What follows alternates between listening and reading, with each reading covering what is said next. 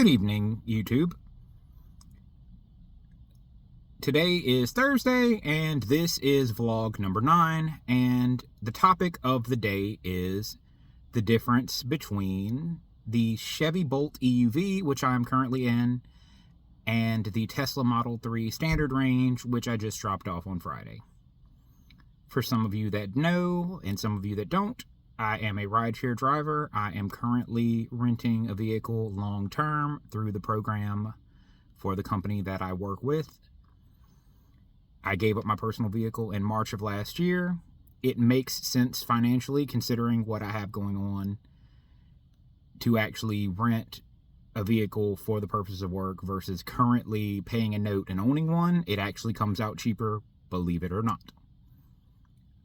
Trust me on it. I'm not going to get into my personal finances on here, but anybody who knows me, I'm willing to break it down and go dollar for dollar and explain it in a way that makes sense. To everybody else who doesn't, I don't necessarily care. Okay. Well, I was renting from Company A, because there are two companies who you can rent while working with this rideshare company. And I was renting from Company A, renting the Teslas for a while. I had an extended range one from March until November. In November, I accidentally had a minor accident. I accidentally caught a curb with the wheel. It was my fault. Cut a corner a little too close, and it bent the wheel. My fault. And I had to get switched out to another vehicle, so I got switched to a standard range one. I was paying the deductible for the fixes on the vehicle and continued to rent, and was placed in a standard range model, a blue one, versus the red extended range one that I had for a long time that I absolutely loved. Someone had named her Isabel, and me and Isabel had a pretty close relationship. We made a lot of money together. So after not having that not having Isabel, I got this blue one. Liked it. It was nice, except for it was standard range, so my mileage went down from 320 to 259. That does scare you a little bit, because that can be almost an entire trip to New Orleans that you could miss out on by not having the range. But having that vehicle all of November, December, January, and 90% of February was fine. But last week, the company that I was renting from, Company A, is getting rid of a lot of their Teslas because they, for some reason or another, Teslas were not the investment that they thought they were going to be. So they are greatly reducing the fleet of rentable Teslas. And the one I was in was one slated to be sold. And I was told that I would need to switch out to a different vehicle for my upcoming renewal. So I brought the vehicle back in, all cleaned up and shiny, and they closed out my contract and went to open, shall I say, a new contract for another vehicle. And they were going to have to put me in a gas car at the time, which at the moment, renting an electric vehicle actually makes a lot more sense, because I have a home charger and it cost me pennies to charge a car at home versus $250 a week in gas. And it would not be to my advantage with the rental fees to rent a car and then pay $250 a week in gas. But it does make sense to rent the car and pay next to nothing to charge it. And that's where the savings comes into play. So I was possibly going to end up with a week of a gas car and get back in an electric vehicle within a week or so when they got more in. Well, while processing my new rental agreement, they tell me that I'm on a do not rent list. And they were just as surprised as I was. And after investigation and calling a national number, we find out that it's because of the minor accident involving the wheels back in November. Again, my fault 100%. I don't fault the company for it. I am a little disappointed because part of me paying that deductible was to fix the vehicle, and even the paperwork for the deductible says pay this or you could lose rental privileges, not pay this and you will lose rental privileges, aka go F yourself. Because that's kind of what it feels like. But I had to make a mad scramble on a Friday while I have to work and also have plans for the weekend to figure out how to get in another vehicle with Company B. Make a reservation with Company B. And Company B does not carry the Teslas. In fact, I thought I was going to end up in a gas car, but they had two types of electric vehicles, and currently only one of them is approved for rideshare at the moment. The other one is in the process of getting approval for it. It's just not in the system of the rideshare company yet. But there's nothing wrong with it. They're both smaller SUVs, so that is a plus compared to the Tesla, which is a sedan. So I am now in a 2023 Chevy Bolt EUV with only about 7,000 miles on it. So that brings me to the topic of today. What are the pros and cons of the Chevy Bolt EUV, and where does it differ from the Tesla Model 3? Okay.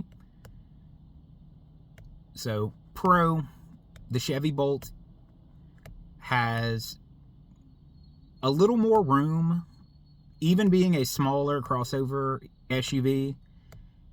It has a little more leg room, a little more room, both in the cargo area and in the back passenger area, which is nice considering what I do. The seats sit up higher. The vehicle height is overall a little higher, which makes getting in and out a little bit easier. I never had much trouble, but some passengers and also my girlfriend, who has some back trouble, some people find lower cars a little harder to get in and out of. And the Tesla, you sit more in a position where you're sitting down with your legs stretched out in front of you, whereas in this car you sit more almost like sitting in like a dining chair kind of. And that's a pro.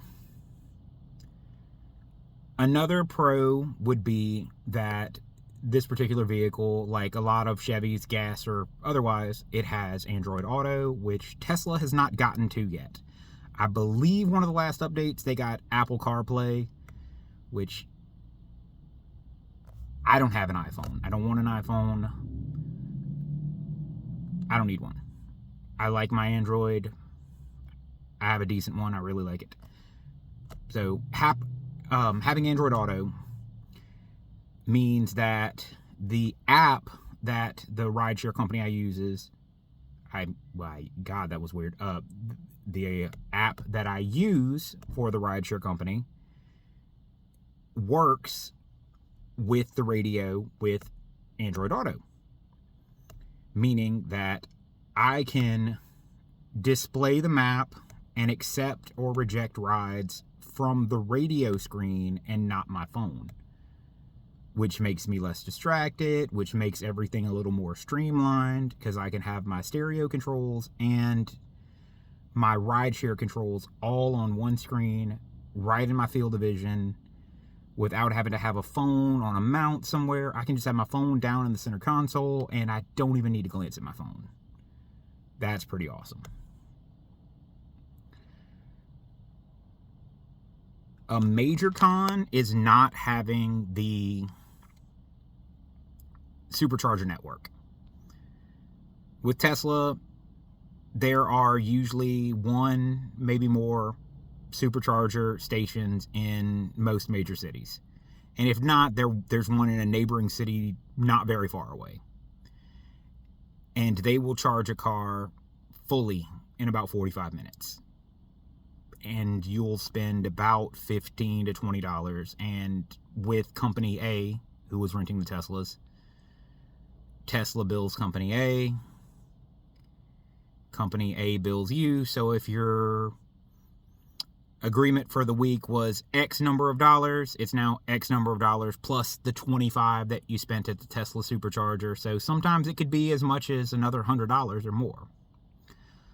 So that's a con on the point of the Chevy Bolt EUV, because you are limited to much slower chargers. There are some fast chargers that work with it. They are much fewer. I was in the New Orleans area, and there was one in Metairie and one on the West Bank. None anywhere else. And they seem to be about double the price of the Tesla branded ones. And I had to use one.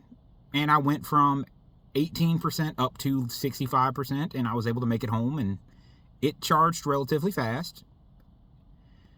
But I paid right then, which I do consider a pro at that point, because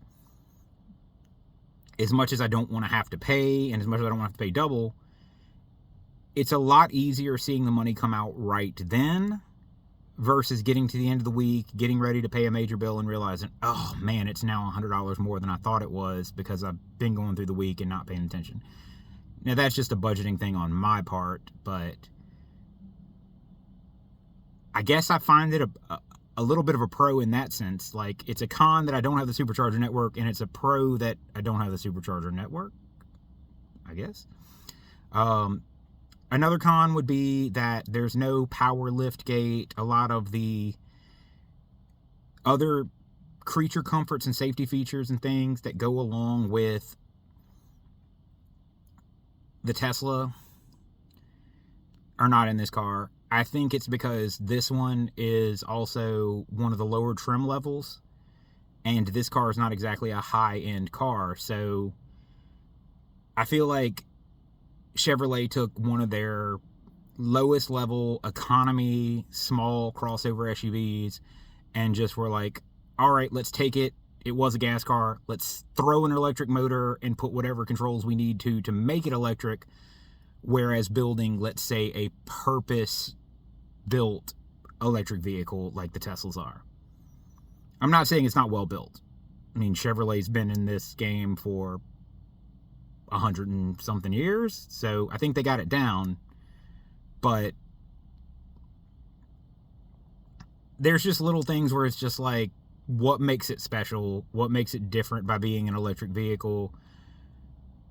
There's things they could have easily added. Parking sensors, things like that the Tesla has. That why not add those? Multiple cameras would be kind of cool, but again, this is also one of the lower trim levels. I mean, there's no cup holder in the back seat, but I think it's because this is the lower trim level. But anyway, it seems like this video is going on kind of long. I just wanted to compare and contrast. I miss the Tesla. I like this car. It's pretty cool. My son likes it more. I don't know why. It's a pretty color. It's silver. Just wanted to share. Trying to get more content out there. Check it out. Like and subscribe.